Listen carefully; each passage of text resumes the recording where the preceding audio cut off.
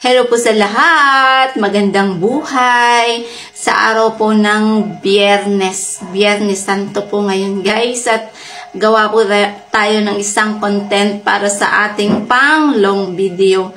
So ayun na nga po guys, ito po ay regarding po sa concern po natin kay Facebook Meta. Wag na wag po natin itong gagawin guys, lalo na po sa mga baguhan. Yun pong nakaramdam ng sobrang excitement, sobrang saya. Saan po ba yun? Sa mga nagsisend po ng star sa ating mga videos. Wag na wag po natin gagawin ito at ipopost. Ano po?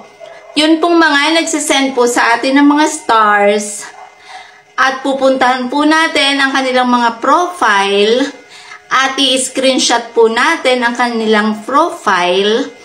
At isi-send po natin or ipopost po natin sa ating timeline bilang pagpapasalamat po sa ginawa po nilang pagpapatala o pagpapailaw po sa atin.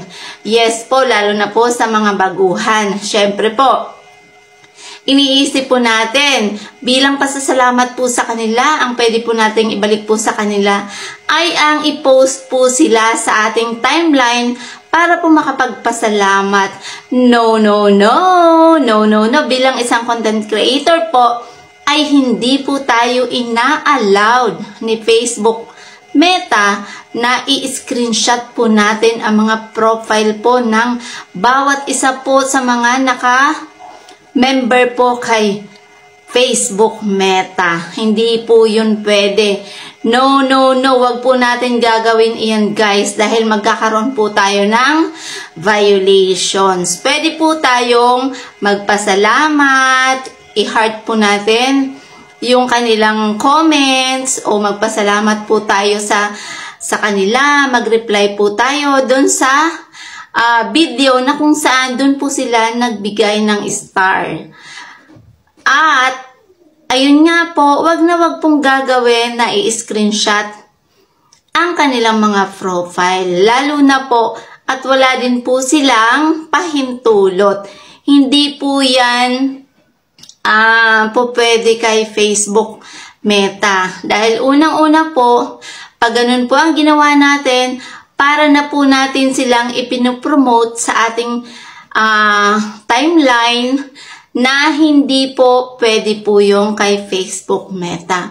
Yun po ay kasama po sa ating mga community standards. So, ibig pong sabihin, hindi po tayo nagpa-follow po sa community standard ni Facebook Meta dahil hindi po yan nila pinapayagan o hindi po yan allowed kay Facebook Meta na mag-screenshot po tayo ng profile ng mga content creator o kung sino man po yung nagbigay po sa atin ng patala, at pasasalamatan po natin bilang pag-post po natin sa ating timeline.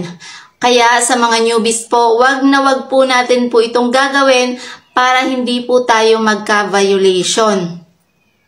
O wag nyo na pong i-try para malaman nyo kung ano po yung mga violations nyo.